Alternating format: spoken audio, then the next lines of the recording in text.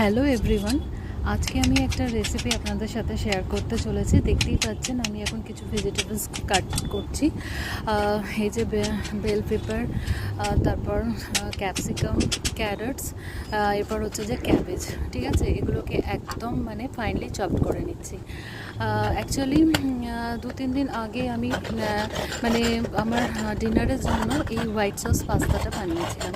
তাই ভাবলাম কি না যে আপনাদের সাথে একটু শেয়ার করে নিই, আপনারাও কি এই প্রসিডিওরে বানান বা অন্যরকম হয়তো কিছু। যাই হোক, এই যে আমার এবার অনিয়নগুলো চপ করে নিচ্ছি। এরপরে একটা বোলের মধ্যে আমি এই উইথ সল্ট এই পাস্তাগুলোকে বয়েল করতে জন্য রেখেছিলাম। আর অন্যদিকে আমি এই যে প্যানের মধ্যে যে ভেজিটেবলসগুলো আছে সেগুলোকে একটু সর্টে করে নিচ্ছি। সামান্য আপনি অলিভ অয়েলও ইউজ করতে পারেন বা রিফাইন্ড বা বাটারেও আপনি করতে পারেন। যাই হোক, এরপরে এর মধ্যে ওই সমস্ত আমার যে চপড ভেজিটেবলসগুলো দিয়ে দিয়েছি। আর একটা জিনিস আমার আর কি করার সময় ভুলে গেছিলাম, তাই অন্য একটা প্যানেতে আবার একে বানিয়ে নিতে হলো। কিছু ফ্রোজেন মটরশুঁটি আর সুইট কর্ন ছিল, তো এগুলো দিলে টেস্টটা আরও ভালো হয়।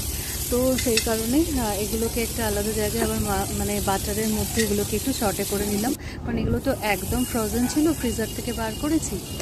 আর সেই কারণে আর আসলে টেস্টটাকে আরও বেশি এনহ্যান্স করে এইগুলো দিলে। হ্যাঁ, আর এর মধ্যে